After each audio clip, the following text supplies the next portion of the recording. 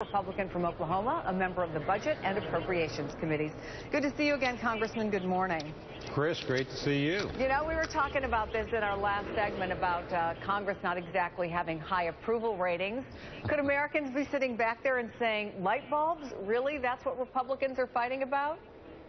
Well, I think not. If you actually look at the bill, and as you pointed out, it's an over $1 trillion bill, but it's really very detailed, line-by-line spending, and it saves a lot of money. It's going to come in at literally $164 billion less in discretionary spending than in the last year of the Bush administration, $27 billion less than last year, but it pluses up some important areas. As you pointed out, Head Start, violence against women, those are winners. I'm not sure I would agree with your characterization about the Pentagon winning. It's still got $35 billion less overall than it had last year, so it's actually continuing to go through cuts. It just wasn't as bad as it could have been.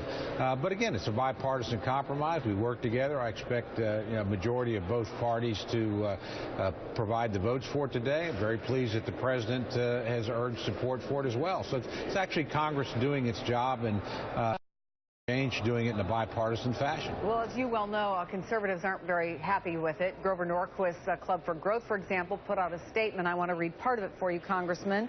It funds Obamacare, plusses up other wasteful programs, and contains dozens of policy writers that can only be described as earmarks.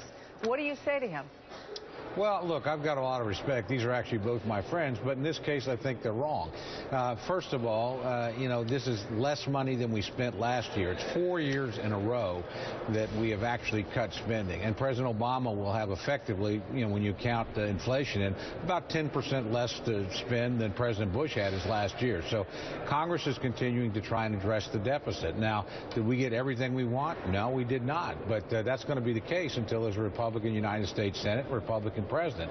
And this is far, far better than a government shutdown, far, far better than, frankly, a continuing resolution, which gives Congress very little control over spending other than the top line, and actually continues a lot of wasteful programs that are weeded out in this bipartisan agreement. So, again, I think if you actually look at it objectively and across the board, it's a big win for conservatives.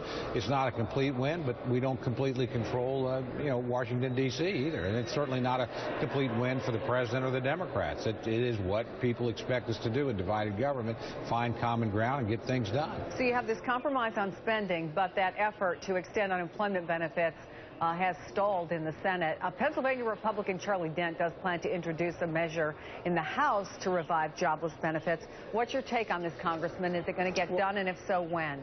I haven't had a chance to see Charlie's proposal, but he's a very gifted legislator and a guy that, frankly, I respect a lot.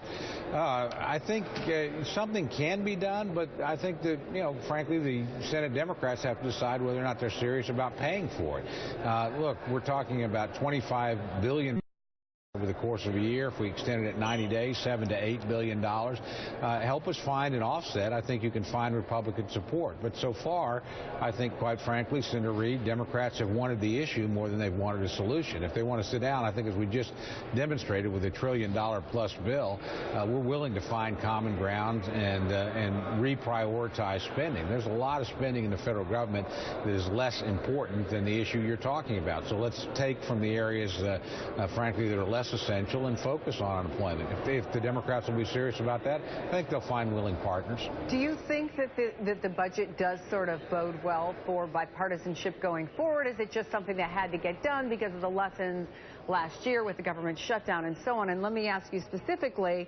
about what the president is doing today. He's going out to North Carolina.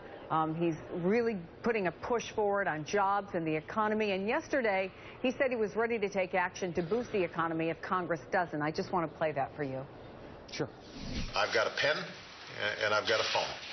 And I can use that pen to sign executive orders and take executive actions and administrative actions that move the ball forward. The president said he wants this year to be a year of action to grow the economy. Is this something he's going to have to do unilaterally, or what are you sensing on the Hill? Well, I think nobody wants to create jobs more than John Boehner. And frankly, we have 130 pieces of legislation, including things like the Keystone Pipeline that the president's been a barrier to, that would create thousands of jobs. So, look, if he's serious about working together, again, I think we just demonstrated that we can in a very big way, that we want to do that. On the other hand, the president has a pen. We have legislative authority, too. And there's a lot of things that can be stopped that he wants. So I think probably starting without threatening the other side would be a good beginning. This is a good first step. I hope we can negotiate a good resolution to the debt ceiling, later. I hope we can bill, which creates a lot of jobs in rural America at the end of this month. So let's just take it one step at a time, try to work with one another in good faith. We did that in the spending bill. We're going to produce a very good result, and one that both parties will vote for. So that's the way to get things done. I don't think threats work very well, whether they're by Republicans in terms of shutting down the government or the president in terms of using his executive authority unilaterally. Congressman Tom Cole, good to see you. Thanks so much. Thank you.